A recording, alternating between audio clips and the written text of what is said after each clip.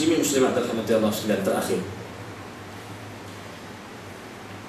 katakanlah kita ni, ialah kalau kita sebut tadi nak bangun qiyamul lail, nak baca Quran, tengok makna, nak kena doa sebelum sahur, nak duduk sama dengan orang soleh, ni benda-benda yang bukan ringan nak buat ni.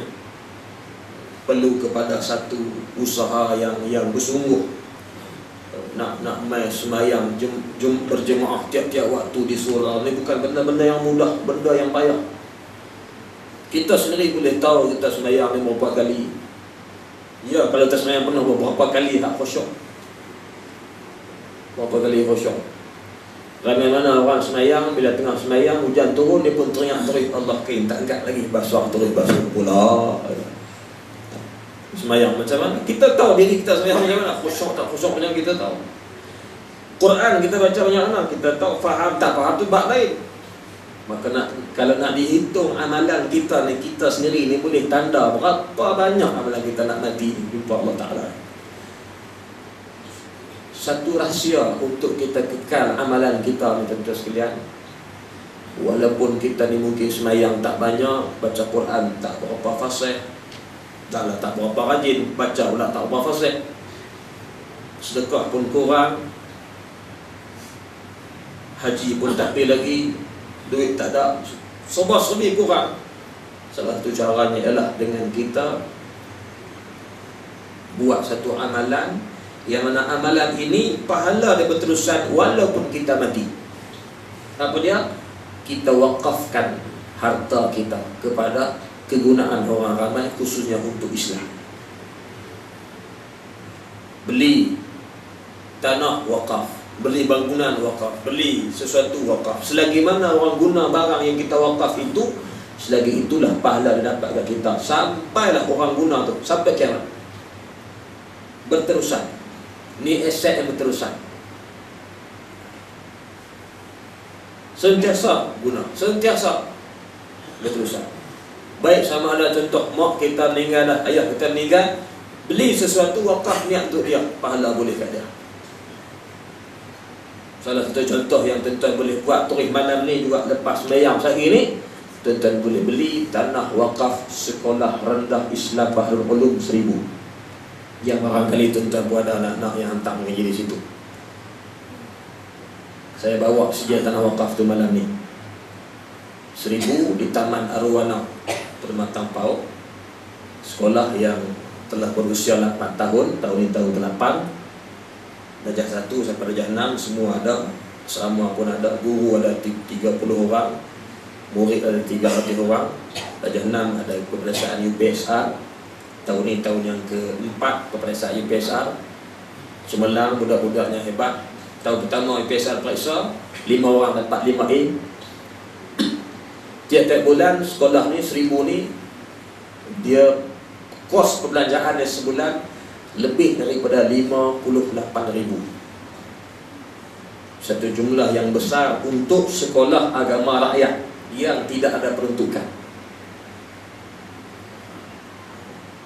Sekolah agama rakyat ni tuan-tuan nak ambil duit mana?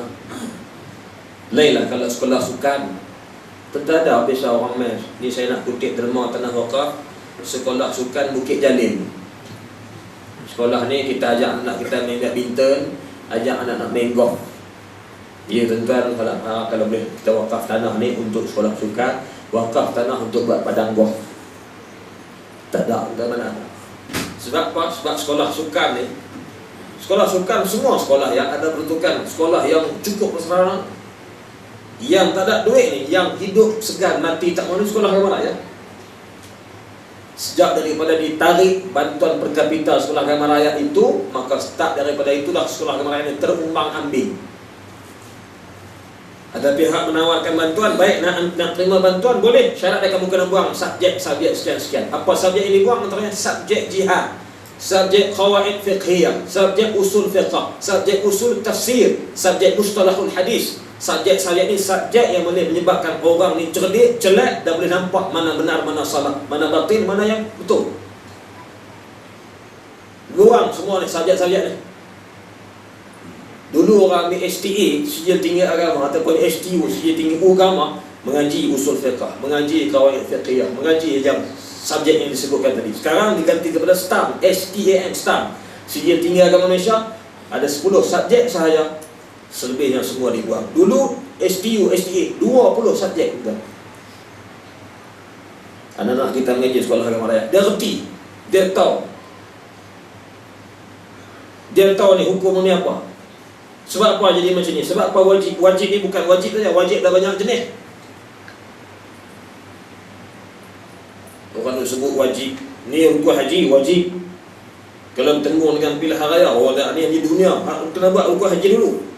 Jadi dia boleh bahas, wajib ni ada 2 jenis. Satu wajib hak masa panjang yang boleh tangguh, satu wajib yang masa dia pendek yang tak boleh tangguh. Wajib mudayyak, wajib muwassaq contoh dia. Jadi orang hak mengaji ilmu ni, dia boleh faham ilmu ni dengan baik. Jadi maksudnya apa? Semakin hari sekolah-sekolah silibus kita yang ada ni, sebenarnya kalau kita kaji dari sudut agamanya, sudah semakin dibuang subjek-subjek core, subjek asasnya sudah semakin dibuang. Menyebabkan orang yang lahir nanti yang cerdik, tapi yang tidak pandai dalam bidang agama. Maka sebab itulah sekolah-sekolah agama raya ini tetap diteruskan juga, dibina, dibuat, walaupun duit tak ada, buat juga. Sebab apa? Kita nak pelihara keaslian ilmu, keaslian agama ini. Guru-guru yang mengajarkan 30 orang ni, semua pasal universiti.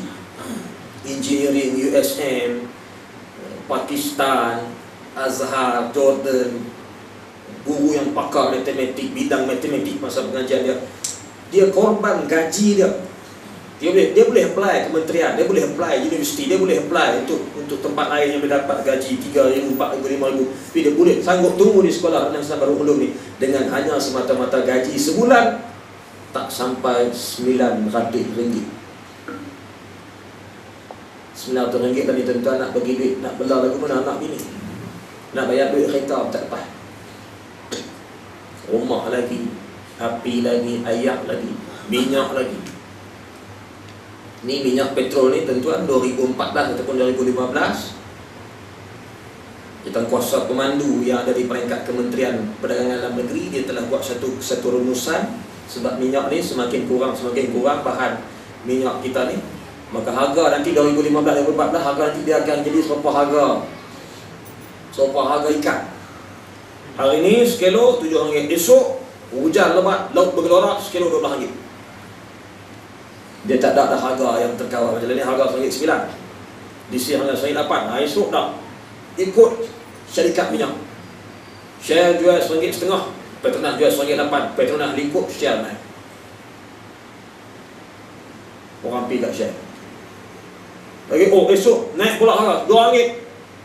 Hari ni esok naik RM2, umur naik RM2. Orang melunggu pergi saja minyak pasal nak buat bagi penuh, esok harga mahal.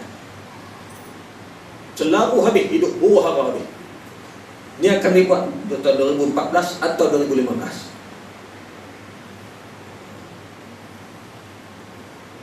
Rosak, orang akan tumpu kepada pikap cari duit. Orang susah hati, orang jadi gila. Tak ada nak pikap pasal pengabdian kepada Allah. Kenapa? Kerana orang-orang yang berada di tempat yang decision maker, memutuskan kuasa polisi ni, orang-orang yang tidak ada ilmu-ilmu agama asas yang kita ajar di sekolah, antara di sekolah Islam Darul Ulum ni. Untuk sekalian, sekolah ini beli tanah di mengkuantiti. Tanah kos masuk buat bangunan harga 5 juta. Sekarang ni baru terdiri kos itu, kompleks itu baru dibayar sebanyak 450,000. Dan banyak lagi 4 juta lebih lagi perlukan duit. Jadi kalau tuan-tuan berminat untuk buat satu amalan, walaupun kita mati berterusan, inilah dia amalannya. Selepas kita semayang witir nanti, tuan-tuan boleh jumpa dengan saya, insya-Allah. Kita beli tanah wakaf ini dengan harga RM20 sekaki. Ataupun tak bawa duit, bawa kurang RM20, terpulang tuan-tuan nak bagi derma. Ataupun tak bawa langsung, apa kamu Ustaz main-main ni bawa sejadah telekung lah, bagilah handset tak pernah ada. Tak ada masalah, kami terima semua. Tak ada apa juga, kunci motor, tinggallah motor, tak apalah, kita gunalah macam mana motor nanti, insya-Allah. Tapi jual tebus duit kalau mana. Yang penting tuan-tuan boleh memberi sumbangan untuk melihat Islam ini satu masa nanti akan betul-betul didaulatkan di atas muka bumi Allah. Cara dia macam mana? Dengan kita membina pelapis-pelapis anak-anak yang akan menyambung perjuangan melalui antaranya pusat pengajian seperti sekolah Islam Darul Ulum, insya-Allah. Mudah-mudahan pahala tuan-tuan bagi beli tanah wakaf ataupun bagi infak pada malam ini nanti berganda-ganda. Kenapa? Ini bulan offer, bulan Ramadan yang berganda-ganda pahala daripada Allah Subhanahu wa taala. Yang baik datang daripada Allah, yang lemah daripada kelemahan diri saya sendiri. Aqulu qawli hadza wa astaghfirullah wa lakum. Aqulu qawli hadza wa astaghfirullah li wa lakum wa li sa'iril muslimin wal muslimat. Wassalamu alaikum warahmatullahi taala wabarakatuh.